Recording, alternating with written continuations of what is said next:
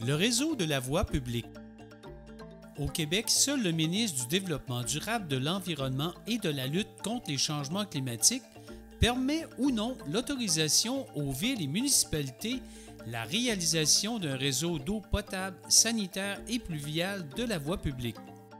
L'article 32 de la Loi sur la qualité de l'environnement indique qu'il revient à un ingénieur la réalisation des plans, des devis, ainsi que la responsabilité de l'installation et la surveillance des travaux encadrant un tel projet.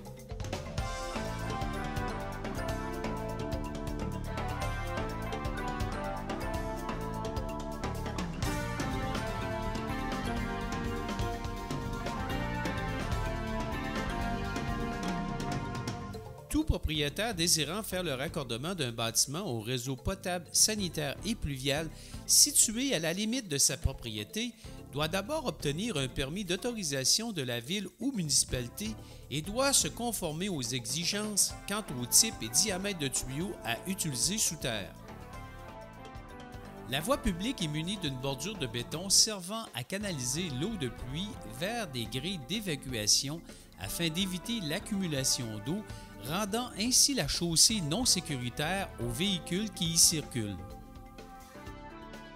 La voie publique est équipée de regards de visite servant aux personnes d'entretien un accès facile au réseau de tuyauterie localisé sous terre. Le couvercle du regard de visite du réseau pluvial est identifiable par son grand nombre de trous perforés servant à dépressuriser l'air contenu dans la tuyauterie lorsque l'eau de pluie y circule. Les couvercles des regards de visite doivent être d'un diamètre minimal de 24 pouces et être fabriqués en fonte ductile pour résister à l'affaissement au poids des véhicules circulant sur la chaussée. Le regard de visite sanitaire est pourvu de quelques trous pour permettre seulement son ouverture. Le réseau sanitaire dépressurise l'air comprimé à l'intérieur de sa tuyauterie par la sortie au toit de chacun des bâtiments qui lui est raccordé. Le couvercle sanitaire ne doit donc pas être pourvu de plusieurs petits trous comme celui du pluvial afin d'éviter que des odeurs d'égout désagréables et même toxiques se répandent dans les rues de la ville. Depuis 1965, le Québec exige que la voie publique soit équipée de 3 réseaux de tuyauterie distincts installés sous terre. On les définit comme étant le réseau d'eau potable, sanitaire et pluviale de la voie publique. Le réseau d'eau pluviale est toute la tuyauterie qui canalise directement vers un cours d'eau naturel les eaux de pluie, celles de la fonte des neiges ou celles en provenance de la nappe phréatique du sol naturel. Durant la période froide de l'hiver, du sable et du gravier sont étendus sur la chaussée de la voie publique pour permettre aux automobilistes de circuler en toute sécurité. Mélangés à l'écoulement de l'eau de pluie, le sable et le gravier doivent demeurer coincés dans la partie basse du regard de visite attenant à la grille de rue afin d'empêcher le blocage du réseau d'eau pluviale.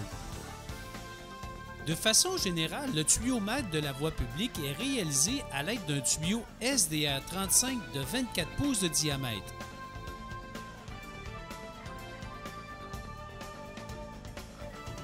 Le regard de visite en béton de 36 pouces doit être préfabriqué en usine.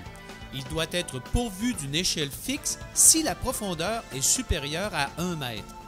La partie basse du béton est fabriquée en forme de demi-lune pour permettre un écoulement continu de l'eau. Le regard de visite sanitaire possède les mêmes caractéristiques que celui du pluvial. Le réseau sanitaire de la voie publique canalise les eaux sanitaires de tous les appareils de plomberie vers l'usine de traitement des eaux usées.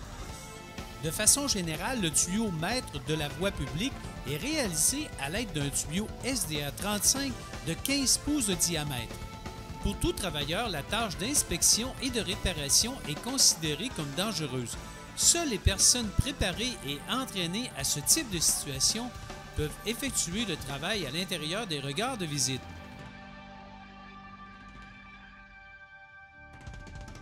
Le réseau d'eau potable de la voie publique est réalisé à l'aide d'un tuyau de plastique DR18 de 8 pouces. Il achemine l'eau sous une pression de 150 livres par pouce carré aux bornes d'incendie ainsi qu'à chacune des maisons.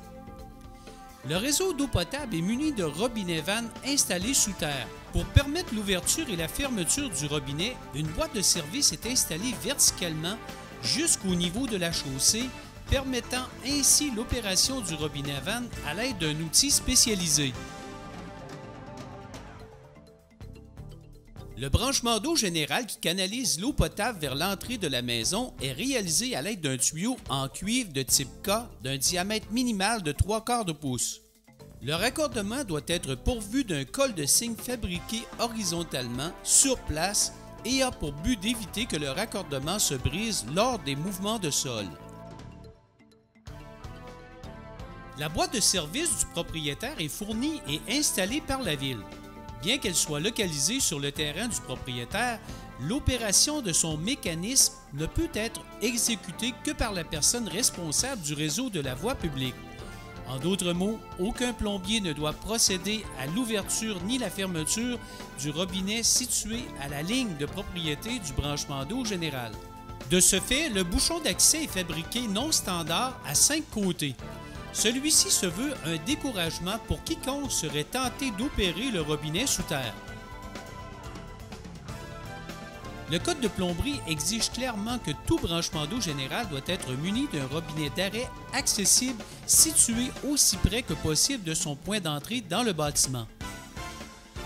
De plus, le code de plomberie exige également que le collecteur principal pluvial doit être situé à gauche du collecteur principal sanitaire en regardant vers la rue lorsque vous êtes situé sur le site du bâtiment. Pour ce qui est du type et diamètre des tuyaux à utiliser sous terre à partir de la ligne de propriété jusqu'à l'intérieur de la maison, ce sont les villes et municipalités qui impliquent leurs exigences. Il est donc de la responsabilité de l'entrepreneur en plomberie de prendre connaissance de leurs exigences et ce, avant même de débuter les travaux de plomberie. De façon générale, le collecteur principal sanitaire est réalisé à l'aide d'un tuyau de plastique SDR 28 de 5 pouces et le collecteur principal pluvial est un SDR 35 de 6 pouces pour le raccordement d'une maison résidentielle. Un article du Code de plomberie explique clairement que tout branchement d'égout doit conserver une direction et une pente constante. Par contre, si toutefois un changement de direction est inévitable entre le bâtiment desservi et le réseau de la voie publique, ce changement de direction ne doit pas être supérieur à un cumulatif de 45 degrés à l'aide de coudes de plomberie. Normalement, seuls des coudes de 22,5 sont utilisés.